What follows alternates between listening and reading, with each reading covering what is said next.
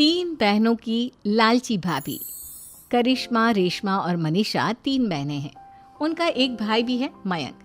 मयंक अपनी बहनों को बहुत प्यार करता है, लेकिन मयंक की पत्नी सविता इस मामले में मयंक से बिल्कुल ही अलग है। वो अपनी ननदों का जितना बुरा कर सकती है उतना बुरा करती ही रहती है और अपनी ननदों पर हुक्म भी चलाती है। करिश्मा, करिश्मा, तुमने अभी तक नाश्ता नहीं बनाया? तुम्हारे भैया को ऑफिस जाने में देर हो रही है। हाँ भाभी, बस अभी बनाती हूँ। करिश्मा, तुम ये ढीलापन छोड़ दो। कल को पराए घर जाना है। वहाँ अगर तुम इस तरह से काम करोगी तो लोग क्या कहेंगे कि माँ ने और भाभी ने कुछ सिखाया नहीं। और तुम्हारी दोनों बहनें कहाँ हैं? अब रेशमा मार्केट गई है और मनीषा सो रही है। क्या? सुबह के 8 बज रहे हैं और ये महारानी अभी भी सो रही है?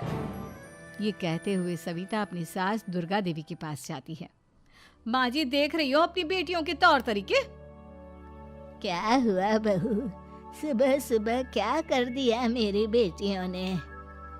अरे एक तो अभी अभी उठकर किचन में गई है, दूसरी सुबह सुबह बाहर चली गई और तीसरी अभी तक सो रही है। क्या करूं मैं इन तीनों का, मैं तो परेशान हो गई हूँ। जा जाकर उठा उसे और रेशमा से मैं बात करती हूँ।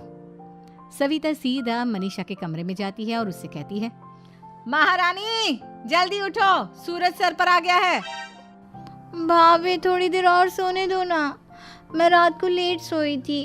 वो क्या ना, यूनिट टेस्ट चल रहे हैं। शराफत से उठती है या नहीं, या फिर पानी की भरी बाल्टी डालूं तेरे ऊपर?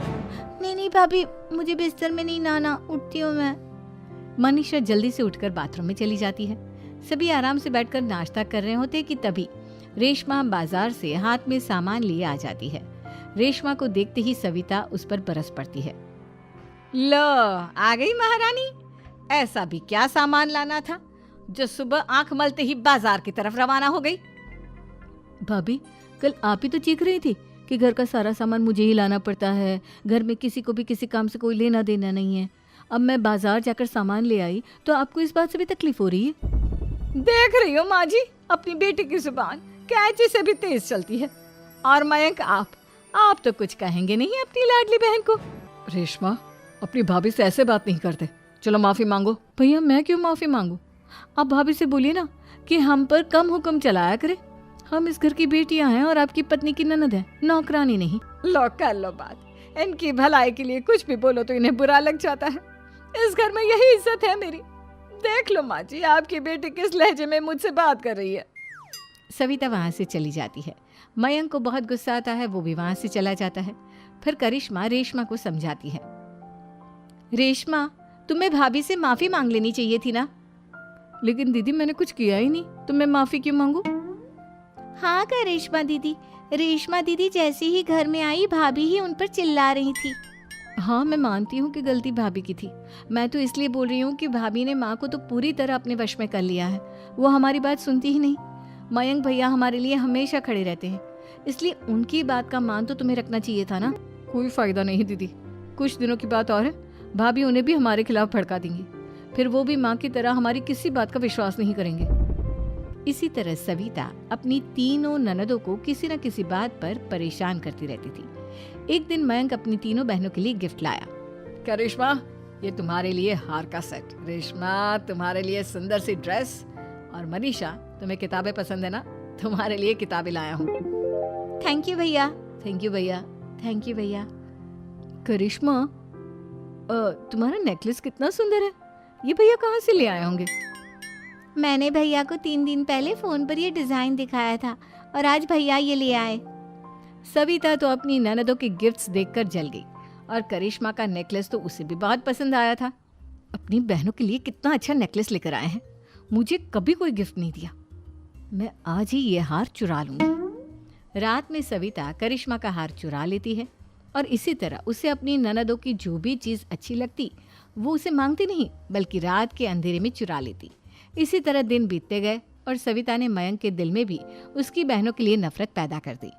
एक दिन मयंक ने करिश्मा और रेशमा के लिए रिश्ता देखा और ये बात उसने घर में सबको बताई। माँ, करिश्मा और रेशमा के लिए बहुत अच्छा रिश्ता आया है। वो लोग कल इन्हें देखने आ रहे हैं। आप और सविता मिलकर सारी तैयारी कर लेना। ये सुनकर करिश्मा और रेशमा खुश हो जाती हैं, लेकिन सविता सोचती है, अगर इन दोनों बहनों की शादी हो गई तो घर और बाहर का काम कौन करेगा? मनीषा तो एक नंबर की कामचोर है, उससे तो किसी बात की उम्मीद लगाना ही बेकार है। मुझे इस शादी को रोकना होगा। अगले दिन सभी लड़के वालों के स्वागत की तैयारी करने में लगे होते हैं। तभी मयंक अपनी बहनों से आकर कहता है, तैयार हो गई तुम दोनों? देखो दोनों लड़के बहुत अच्छे हैं, मैं कोई कसर नहीं छोड़ना चाहता, इसलिए तुम उनके सामने अच्छे से बिहेव करना और अपनी भाभी से लड़ने मत लग जाना। करिश्मा, तुम वो नेकलेस पहन लो ना जो मैं तुम्हारे लिए लाया था। भैया मैं बहुत देर से वो नेकलेस ढूंढ रही हूँ, लेकिन मुझे मिल ही नहीं रहा। क्या तुमने नेकलेस खो दिया? तुम्हें पता भी है वो कितना महंगा था? तुम कोई काम ढंग से नहीं कर सकती। मयंक गुस्से में वहां से चला जाता है। थोड़ी देर बाद लड़के वाले भी आ जाते हैं। वो दोनों बहनों को पसंद कर लेते हैं और रिश्ता पक्का हो जाता है। लेकिन सविता के दिमाग में तो कुछ और ही खिचड़ी पक रही थी। वो पंडित जी के पास करिश्मा की कुंडली लेकर जाती है और उन्हें पैसे देकर करिश्मा की कुंडली बदलवा देती है। जब लड़के वालों के पास करिश्मा की कुंडली जाती है तो वो दुर्गा को फोन करते हैं। बहन जी, हमने करिश्मा की कुंडली अपने पंडित जी को दिखाई थी। आपकी बेटी की कुंडली नहीं बल्कि दोषों का पिटारा है। देखिए, मैं और मेरे पति इन सब बातों में बहुत विश्वास करते हैं, इसलिए हम आपकी बेटी से अपने बेटे की शादी नहीं करा सकते। इस तरह करिश्मा का रिश्ता टूट जाता है और सभी घर वालों को बहुत दुख होता है। अब कविता सोचती है, चलो करिश्मा का तो रिश्ता टूट गया, अब रेशमा का भी रिश्ता तोड़ना है। क्या करूं? अब सविता आवाज बदलकर किसी अननोन नंबर से रेशमा के होने वाले ससुराल में फोन करती है। हेलो, मैं कौन हूँ कौन नहीं ये आपके लिए जानना ज़रूरी नहीं, बस इतना सुन लो कि रेशमा का 2 साल से किसी के साथ अफेयर चल रहा है। बस रेशमा का रिश्ता तोड़वाने के लिए सविता का इतना कहना काफी था। अब रेशमा का भी रिश्ता टूट गया। मयंक और दुर्गा देवी ने रेशमा को खूब खरी खोटी सुनाई और उससे बार बार उस लड़के के बारे में पूछने लगी। आप दोनों मुझे क्यों परेशान कर रहे हो? अरे कोई लड़का होगा मेरी लाइफ में तो मैं बताऊंगी ना, जब कोई है ही नहीं तो कहाँ से लाऊं मैं कोई लड़का?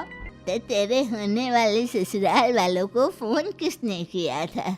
माँ मैं नहीं जानती किसने फोन किया था, मैं सच कह रही हूँ। मैं तो पहले ही कह रही थी इसकी लगाम खींच कर रखो, लेकिन मेरी सुनता ही कौन है। आप चुप रहिए भाभी, ये सब आपका ही किया धरा है। अब तीनों बहनों को विश्वास हो जाता है कि ये सब उनकी भाभी ही कर रही है। तीनों बहनें अपनी भाभी को सबक सिखाने के लिए एक वकील कर लेती है और घर में हिस्सा मांगना। देखो भैया, माँ बाप की जायदाद में जितना बेटों का हक होता है उतना ही बेटियों का, इसलिए इस घर के 4 हिस्से होंगे और हमें अपना हिस्सा चाहिए। मैंने तुम्हारे लिए क्या क्या नहीं किया और तुम इस घर में हिस्सा मांग रही हो?